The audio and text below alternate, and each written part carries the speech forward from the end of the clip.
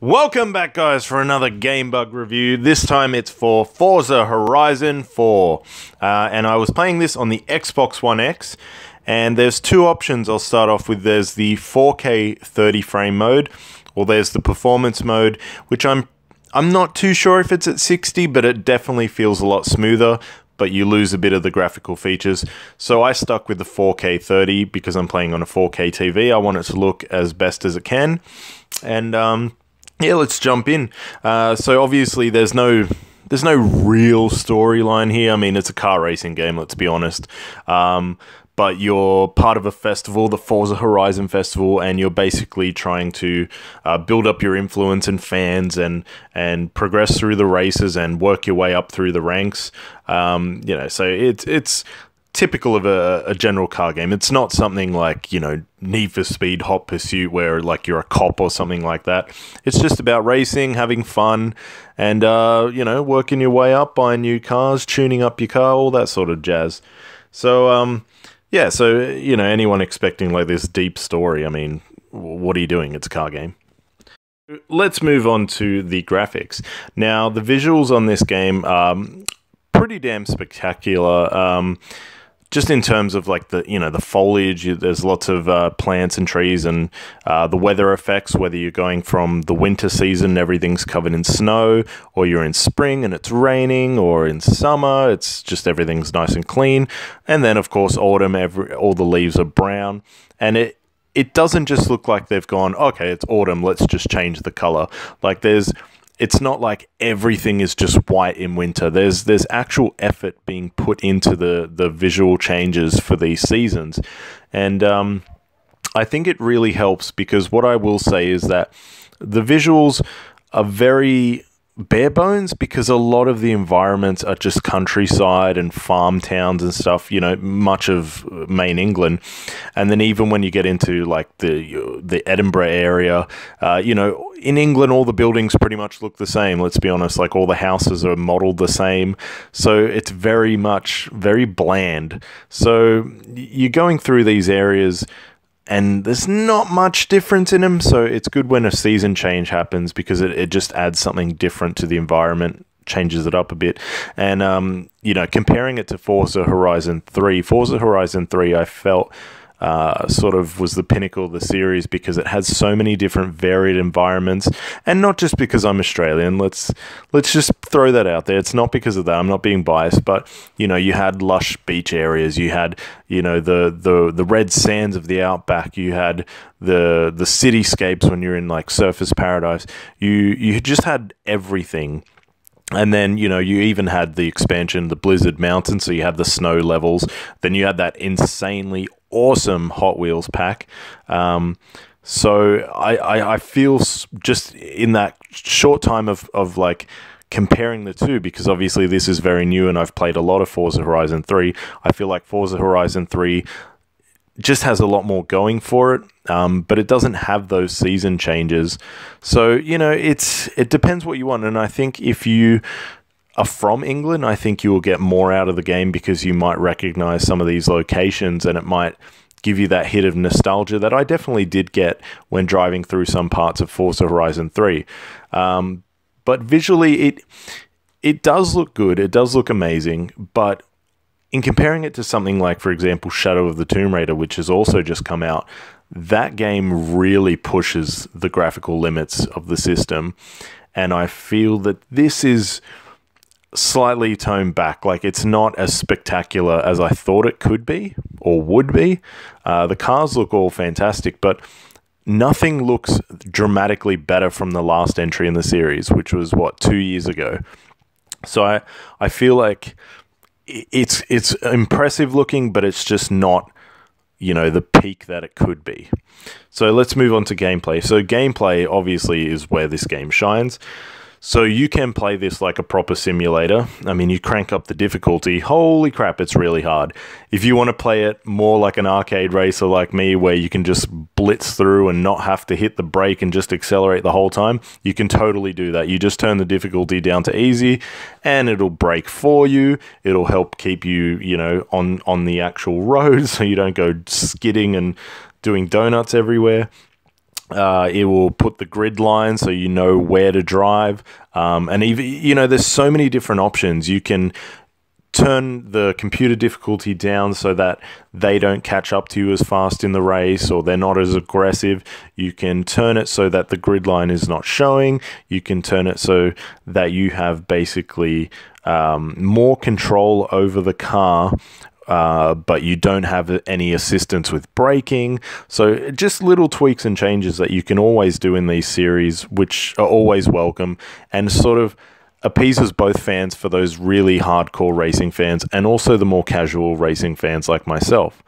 So another main aspect of the game is it is a big open world. It's not just like, here's one race, on to the next race, on to the next race. You can drive around wherever you want. There's cars to unlock. Like, there's cars to obviously buy and purchase where you earn your credits from a race, and you can purchase those. But you can also find collectible cars. So every now and then, after you've done a couple of missions, there'll be like, hey, there's a new barn find, and there'll be like a circle on the map, and you have to travel there and look for this particular barn to find the car. And it's actually a little bit of a challenge trying to find some of these things, because they're not just obvious, and it's in a pretty wide area. So that's always fun to do. And everything you do in this game is earning you influence points. You go smashing through, you know, these stone fences, which are just, oh, it's the sound of the crumbling when you just smash through it is just amazing. Even if you're doing drifts or you're weaving in and out of like cars, everything you're doing is just adding points, and then the more you do, it multiplies. And as long as you don't like do a hard smash into like a wall or another car head on, these points accumulate, and you can rip these massive combos and really increase your influence level without actually having to do too many of the races themselves. Now, with the races themselves, they're not just generic, you know, oh, look, 3 laps, there you go, that's the race. You can do sprint events where you drive from one end of the map to the other, and it's all different layouts that they've set out for you. You know, you can be doing stunt events where you do massive jumps or try to avoid getting the car getting damaged. You'll race crazy things like a hovercraft. You know, there's just a wealth of things to do. So many cars. There's actually over 450 cars in the game, over 100 licensed manufacturers. You've even got a shared world experience. So you basically can be driving around, and other players that are on your friends list or even just online will be just driving around doing their own thing in your game world.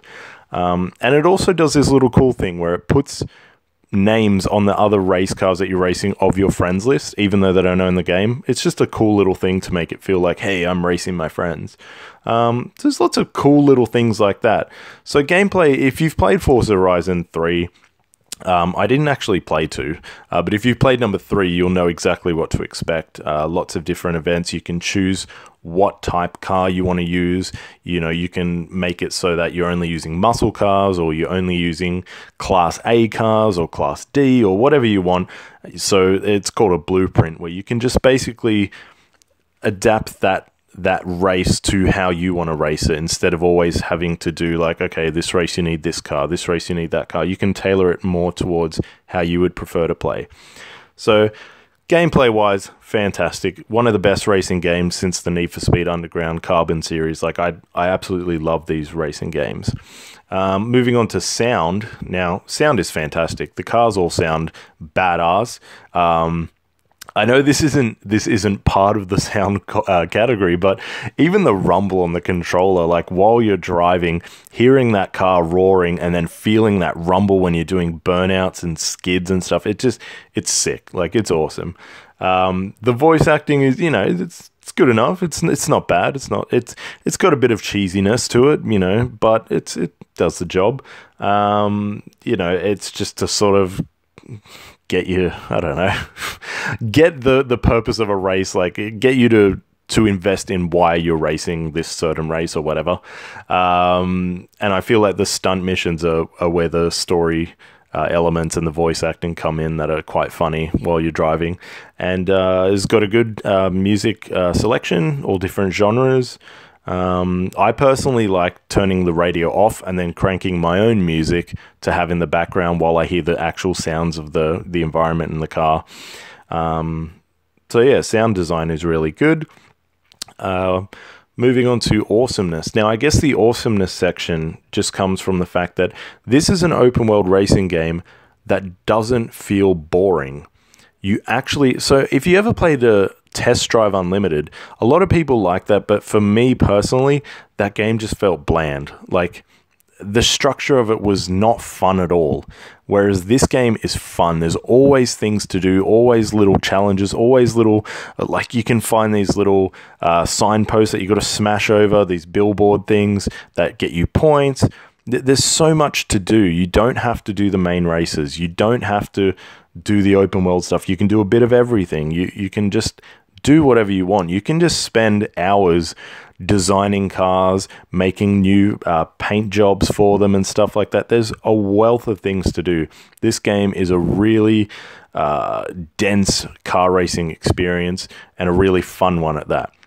So overall, I think it's a great addition. I do think that it's sort of, I think Forza Horizon 3 is better, but I still think this is a really good game. And for people who have been to England or live in England, I think you will get the most out of this experience. You know, as those landmarks and stuff will trigger that sort of like, hey, I've been to that place before. So overall, it's still an excellent game, and I think everyone should check it out. It's both for casual and for hardcore racing fans alike. So thanks everyone for watching this video, and yeah, if you have any questions, hit us up in the comments. Please like, share, subscribe, go to our Instagram page, go to our Facebook, go to our website, check everything out. Alrighty guys, thank you, bye.